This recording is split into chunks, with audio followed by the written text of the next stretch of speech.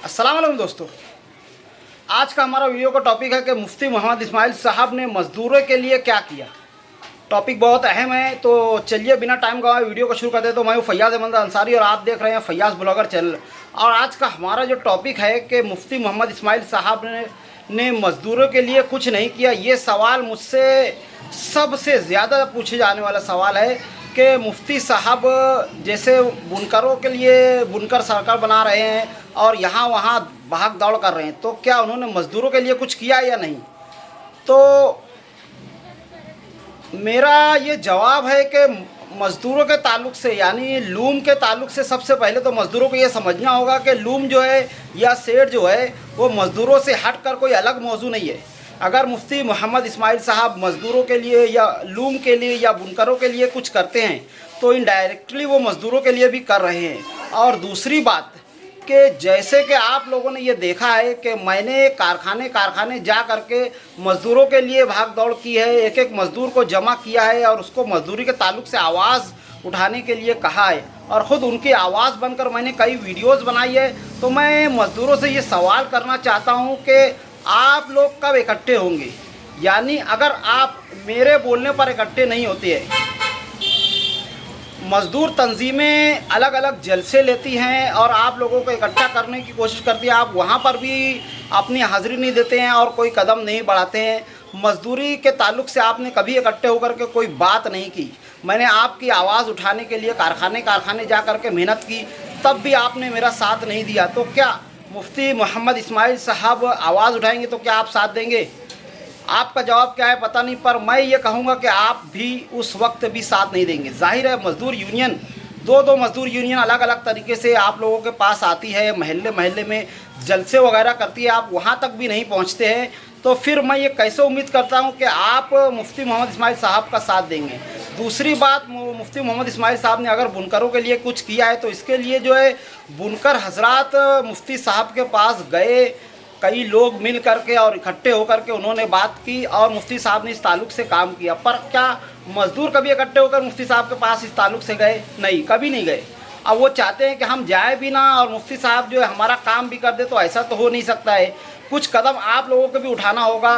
खुदा ने उस वक्त तक उस कौम की हालत नहीं बदली जब तक कि खुद उस कौम ने अपने ताल्लुक़ से कोई कोशिश नहीं की। जाहिर है एक इंसान जो है अगर किसी ऊँट को पानी पिलाना चाहता है तो वो बहुत हुआ तो उसको ले जा कर के नदी तक ले कर के जा सकता है, लेकिन अगर वो ऊँट पानी नहीं पीना चाहेगा तो अगर उस ऊँट को नहला भी दिया जाए तो वो ऊँट पानी अगर नहीं पीना चाहेगा तो वो नहीं पिएगा।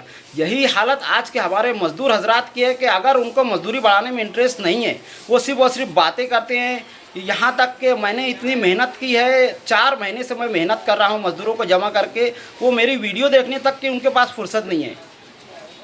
हालांकि रात भर दिन भर वो लोग कान में हेडफोन लगा करके मोबाइल में लगे रहते हैं। उसके बाद उनका जो है ये रवैया है, तो वो ये कैसे कह सकते हैं कि मुफ्ती साहब ने उनके लिए कुछ नहीं किया? आप खुद अपने लिए जब कुछ नहीं कर रहे हैं तो कोई और क्या करेगा? आपको चाहिए कि पहले आप इकट्ठे हों, मज़दूर यूनियन वगैरह से जुड़े, अपनी आवाज़ को पहले एक करें, उसको इतनी तेज़ आवाज़ हो जाए कि सेठ लोग मजबूर हो जाएं मज़दूरी बढ़ाने के लिए। अब उसके बाद अगर मज़दूरी नहीं बढ़ती है तो आप ये कह सकते हैं कि यार मुफ्ती साहब अब आप हमारा साथ दें। तब अगर मुफ्ती साहब जो है इस ताल्लुक़ से हाथ खींचेंगे तो आप जो है उन पर इल्ज़ाम लगा सकते हैं। मेरे हिसाब से आप लोगों की पूरी गलती है कि आप इस ताल्लुक़ से आगे नहीं आ रहे हैं। जाहिर है अगर मैं मेरी मिसाल दूं, मज़दूर यूनियन वालों की मिसाल दूं, मज़दूर यूनियन वालों ने अपने पैसे पर हॉल बुक किए और उसके बाद आप लोगों को बुलाया, खुद के खर्चे पर उन्होंने इतना सब किया और उसके बाद आप लोगों में से कितने लोग पहुंच पाए? 10 या 20 लोग। और उन्होंने जो है 30 40 हज़ार एक जलसे के लिए खुद के पैसों से लगा लिया और आपने उनका साथ नहीं दिया।